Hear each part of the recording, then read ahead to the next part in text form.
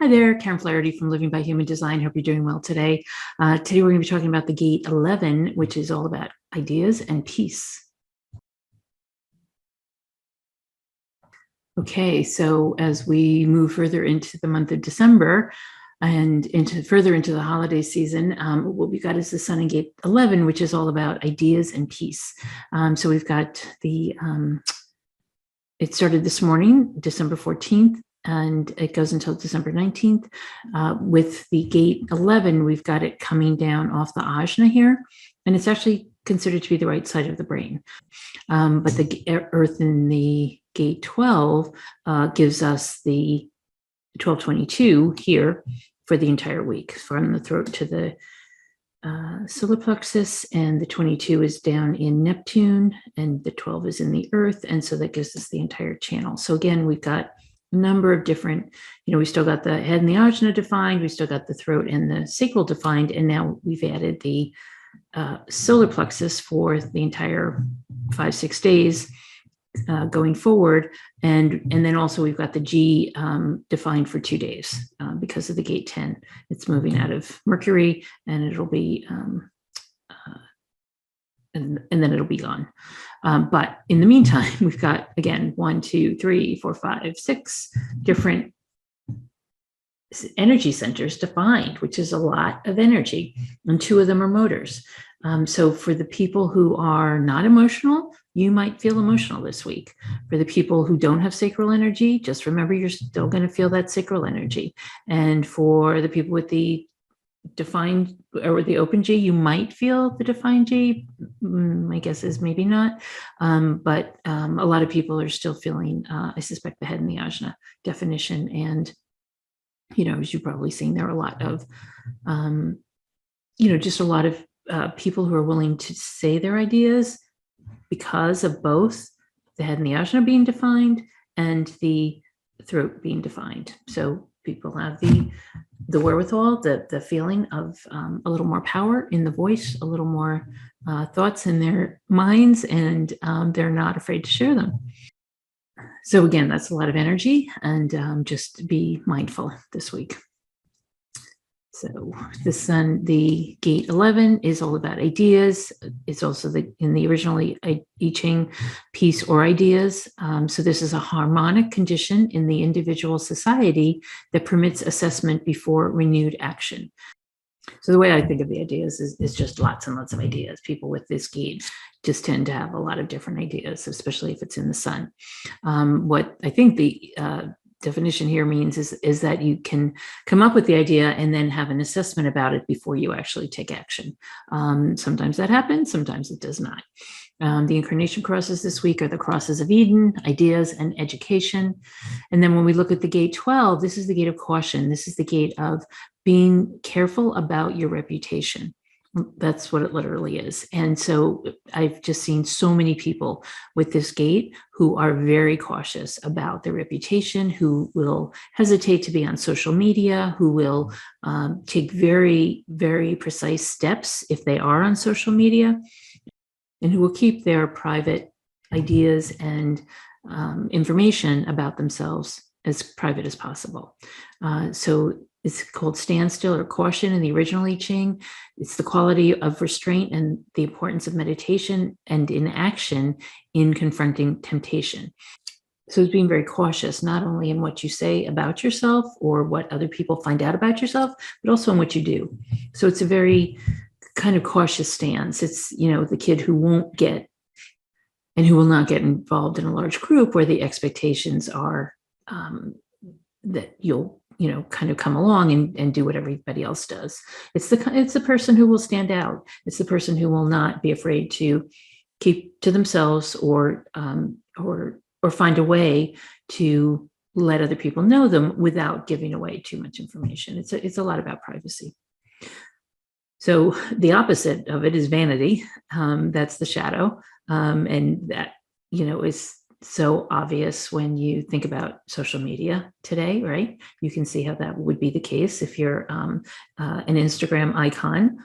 So if you're some kind of an Instagram star, you might have vanity as the shadow. Discrimination is the gift, and purity is the CD. So in the gene key 11, the way Richard talks about it, he says that the shadow is obscurity, the gift is idealism, and the CD is light. And I'll just mention here that the last four gates that we've talked about, the gate 9, which is focus, the gate 5, which is all about rhythms and patterns, the gate 26 last week, which is all about integrity, and now this gate 11, which is all about ideas. These are what Richard refers to as the ring of light, these four gates. They all happen to be come right at one after the other. And that very rarely happens when he talks about various, gene keys or gates that work together. But these happen to do that. And they're all about the ring of light. And this ring of light is what brings light into our bodies and raises our frequencies. And so it's I just found it, to be a lovely time of year, let's say, to have these light-filled gene keys in the transits. If you think about it, the light comes in so many different ways into our bodies. And this time of year, we're especially surrounded by lights, right? But you can't have the lightness without the darkness. And we put the lights up because we have so much darkness in the atmosphere right now, especially if you're in the northern hemisphere, right? In the southern hemisphere, it's just the opposite. But in the northern hemisphere, we're going through a period where we're winding down to the solstice, where we'll have the shortest day of the year and the most darkness that we will have all year. And so we basically are winding down this period of darkness, but within it are these gates, these gene keys that are all about light. Right. So it just seemed to be a nice irony. And I'm sure it's not a coincidence at all that this is happening.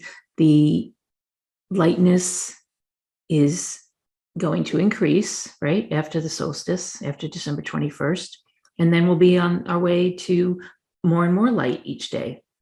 And the other, analogy or allegory is that we are the light, or we can be the light, to help other people spread the light, to help other people feel better. So the more we raise our frequency, the more we allow the light in and allow our frequencies to raise, the more light we can give to others. And this is a great time of year to do that, as we're all becoming more and more light-filled as our frequencies raise. So again, the shadow is obscurity, the gift is idealism, the CD is light. And on the graphic, he says obscurity is our addiction to seeking rather than finding, to believing rather than knowing, and to dreaming rather than doing. And so if we have the addiction to seeking and believing and dreaming, not much is getting done, right? So if we're finding, knowing, and doing, that's the better path. That's the path that will bring us to idealism, right? That will bring us to the gift, that will allow us to be the idealists that personally I think this time needs.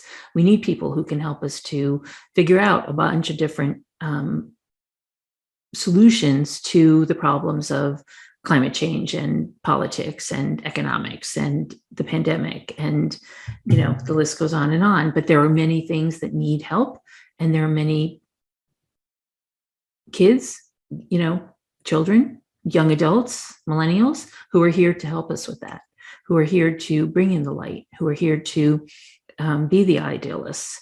In fact, Richard said that there was quite a few people who have come onto the planet over the last, probably 20, 30 years, who have this gate 11 and who can help with the ideas that are needed to bring peace to everyone. So it's the last time he says the gate 11 came in so much was the time of around the Industrial Revolution in the late 1800s. And so now there's another period, right, coming up now, which, needs to basically solve all the problems that were caused by the Industrial Revolution. The other thing about the gate 11 is that it's the right brain. The other side would be the left side of the brain, or the gate 17.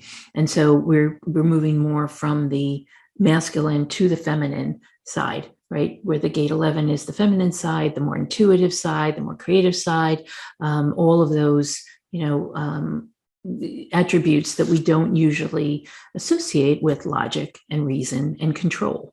And so we're moving away from the logic and reason and control and moving toward the intuitiveness, creativeness, and more feminine nature of the brain. And so if we can move more toward that, great. Or if we can combine the two, even better. And I know some of you probably know tapping, or have heard of tapping or EFT.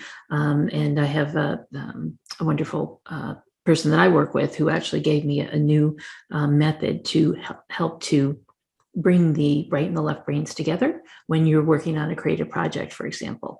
And so while, you can do tapping like this and tapping on the collarbone and all the other different points, she actually told me that you can do, if you're starting on a project or you're working on something, you can actually do this and go up from the bridge of the nose all the way back to the nape of the neck and tap, tap, tap, and do that, a few times if you like, and set the intention about the creative process or project that you'd like to move into.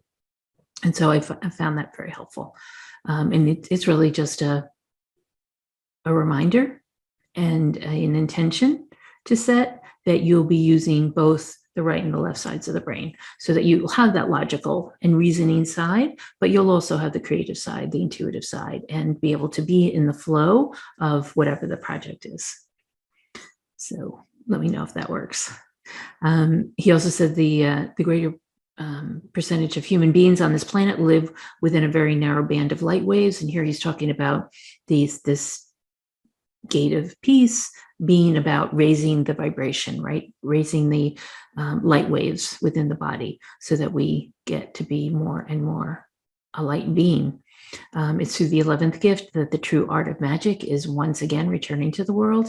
And as I said, this is where these new little beings are coming in with this 11th gift and are able to bring in that intuitive magic that we've been missing for a long time. Because I think generally we are moving away from the control, the patriarchy, the oppression that was so prevalent in the 17th, 18th, 19th centuries.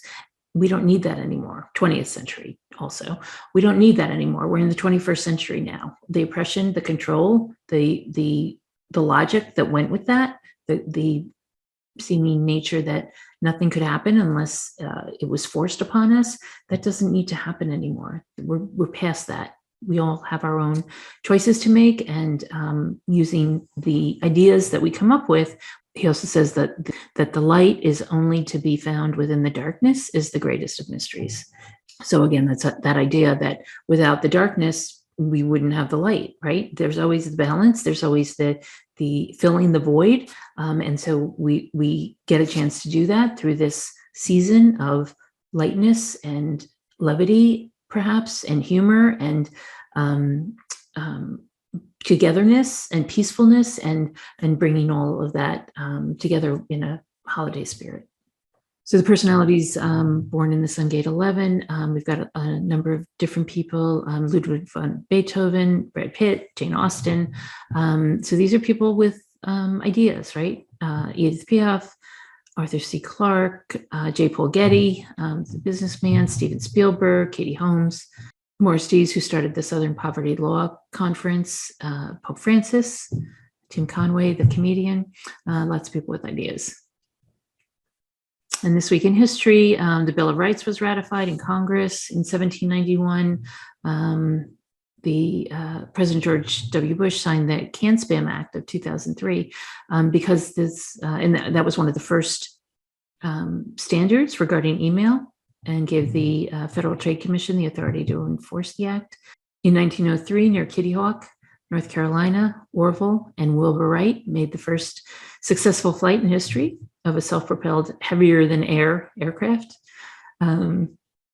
The Arab Spring started in 2010 when the martyr Mohammad Bouazizi immolated himself, and that was the catalyst basically for the revolution that started and went into 2011. And in 1865, slavery was abolished in the United States, with the 13th Amendment being adopted into the US Constitution, ensuring that neither slavery nor involuntary servitude shall exist within the United States or any place subject to their jurisdiction. So interesting that that's, as we were talking about control and oppression and logic and reason, this was a week when the Gate 11 and peace was part of the formal adoption of the 13th Amendment. So this could be a week of a lot of new ideas for you. It could be a week of peace. It could be a way of making peace or finding peace or creating the situation that allows for peace in your family, in your workplace, in your community. And maybe it's a time to think about how that could affect you if you had the time to bring in those ideas that might create peace. What would that look like? How would that feel? And who could you help with those ideas? It might be fun to contemplate that this week if you have the time. So I know things are getting busy. We're getting closer to the Christmas holidays and Kwanzaa, and we've already gone through Hanukkah. But do take some time, allow yourself to be peaceful, to be in a state of ideas, and allow yourself to find some peace, even though you might be feeling stressed as well. A little bit of peace can go a long way. I hope you have a great week. Be well. Take care.